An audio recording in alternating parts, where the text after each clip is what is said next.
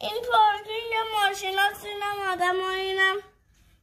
غذای کرکودیل، اینم یه دونه آدم، اینم کرکودیل. همه میاد اینجا گوشت رو میندازه، از اینجا کرکودیل میاد میخوره، میاد اینجا بعدش هم کرکودیل میاد ماشینه اینا میخوره، بعدش هم این اسباب میاد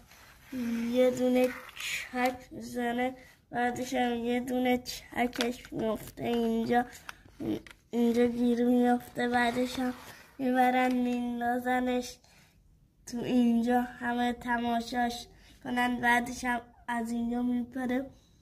جو غذا رو میششه میبره